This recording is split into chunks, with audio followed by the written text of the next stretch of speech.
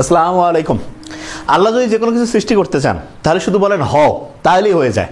তা বিজ্ঞানীরা গবেষণা করছে যে আচ্ছা এই মহাবিশ্ব আসলে সৃষ্টি হয়েছে কিভাবে। তো এইটা নিয়ে তাদের কিন্তু আগ্রহের কোনো শেষ নাই। প্রতি মুহূর্তে নতুন নতুন থিওরি আসে। তা আমরা একটা থিওরি জানি না যে সেটা হচ্ছে যে বিগ ব্যাং বা মহাবিস্ফোরণ হয়েছে, সেটা থেকে তৈরি হয়েছে। তা আল্লাহ তো বলছে যে কোন একটা শব্দ করলাম, সেই শব্দ থেকে মহাবিশ্ব সৃষ্টি হয়ে গেল। এবং সৃষ্টির আগে সব কিছু এই মহাবিশ্বে যা কিছু ছিল একটা ছোট্ট বিন্দুর মধ্যে ছিল, ওই জায়গায় বিস্ফোরণ হইলো। তারপরে হচ্ছে এই সৌরজগৎ, তারপরে হচ্ছে চন্দ্র সূর্য গ্রহ নক্ষত্র, শূন্য যে স্থান, সব কিছু একটার পর একটা তৈরি হলো। তা বিজ্ঞানীরা এখন দেখতেছে যে তার চাইতে আরও ভালো কোনো থিওরি আছে কিনা। তো একটা থিওরি পেয়েছে, সেটা হচ্ছে স্ট্রিং থিওরি, যেটাকে বলা যেতে পারে থিওরি অফ এভরিথিং। মানে এটাকে একটু ইজি করে বলি, বিজ্ঞানীরা দেখতেছে যে এই যে কোনো মহাবিশ্বের যা কিছু আছে ছোট্ট ছোট্ট একটা স্ট্রিং বা একটা ওইটাকে বলা যেতে পারে যে দড়ি দিয়া তৈরি।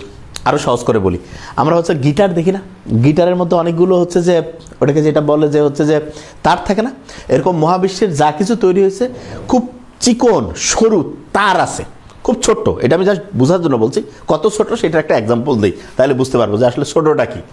যেমন ধরা যাক আমরা যে পরমাণু শব্দটা লিখি না, পরমাণুর এই রয়ের নিচে যে একটা, আমরা যদি এই যে খাতা কলমে লিখি রয়ের নিচে একটা ফোঁটা দিই না, ওই ফোঁটার মধ্যে 25,000 কোটি পরমাণু আছে।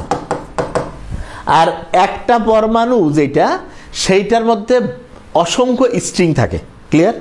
তার মানে আমি যদি বলি যে ওই যেই জিনিসটা দিয়ে মহাবিশ্বের সব কিছু তৈরি, এটা হচ্ছে পরমাণুর এই রয়ের নিচে যে ফোঁটাটা, সেখানে 25,000 কোটি। ধরা যাক যে পৃথিবীর লোক যদি আমি 500 কোটি ধরি, এরকম 50টা পৃথিবীর যতগুলো লোক আছে, প্রত্যেকে যদি ওই রয়ের মধ্যে যে ফোঁটাটা আছে একটা করে করে পরমাণু দেই, তাহলে 500 কোটি এরকম 50টা পৃথিবীর সবাইকে দেওয়ার পরে যতগুলো পরমাণু পাবো, ওইটা হচ্ছে রয়ের এই ছোট ফোঁটার মধ্যে আছে।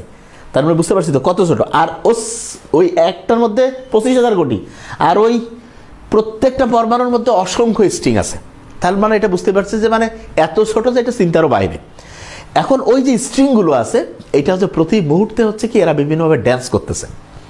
এবং কখনো যদি ড্যান্স করতে করতে স্পিড বাড়ায় দেয়, তাহলে দেখা যাবে তখন রেড লাল আলো তৈরি হইলো। আবার ধরা যাক কখনো কখনো ড্যান্স করতে করতে স্পিড খুব কমাই দিছে, তখন হচ্ছে ব্লু নীল আলো তৈরি হইলো। আবার ধরা যাক যে কখনো কখনো ড্যান্স করতে করতে মাঝারি গতিবেগ হয়েছে, তখন হচ্ছে ইয়েলো হলুদ আলো তৈরি হলো।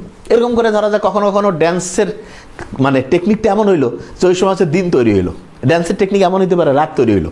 তার মানে যে কোনো কিছু যখন তৈরি হয়, সেটা মূলত হয় কি, তার যে ড্যান্সের যে কম্পনটা, সেই কম্পনটা ভিন্ন হওয়ার কারণে তৈরি হওয়াটাও নতুন আরেকটা জিনিস তৈরি হয়। আমি আরেকটা এক্সাম্পল দিই।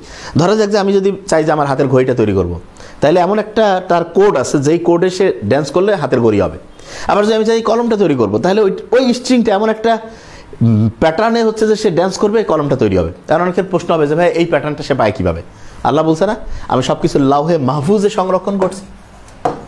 আচ্ছা, লাউহে মাহফুজটা কি, এটা আমি একটু ক্লিয়ার করে দিই। এই লাউহে মাহফুজটা হচ্ছে সুপার পাওয়ারফুল কম্পিউটার, দুনিয়ায় যেগুলো আছে তার সাথে কোটি কোটি গুণ শক্তিশালী। এখানে সব কিছু তৈরির মূল ফর্মুলা আছে। তার মানে আল্লাহ যখন শুধু বলেন, তখন ওই ফর্মুলার সাথে এক কানেক্টেড হয়ে দেখা যায় ওই কম্পনে সে কাঁপে, ওই জিনিসটা তৈরি হয়ে যায়।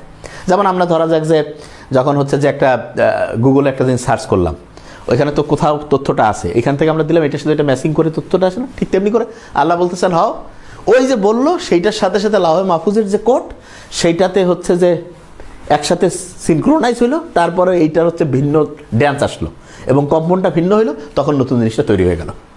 তার মানে যে কোনো কিছু তৈরি করার ক্ষেত্রে যে আল্লাহ বলেন যে হও, এইটা বিজ্ঞানীরা এখন দেখতেছে যে হ্যাঁ, স্ট্রিং থিওরিতে যে সব কিছু স্ট্রিং দিয়ে একেবারে ক্ষুদ্র চিকন সরু হচ্ছে যে এরকম হচ্ছে যে সুতার মতো জিনিস দিয়ে মহাবিশ্বের সব কিছু তৈরি, আর ওইটা ভিন্ন ভিন্ন কম্পনে কাঁপলে ভিন্ন ভিন্ন জিনিস তৈরি হতে পারে। Thank you so much.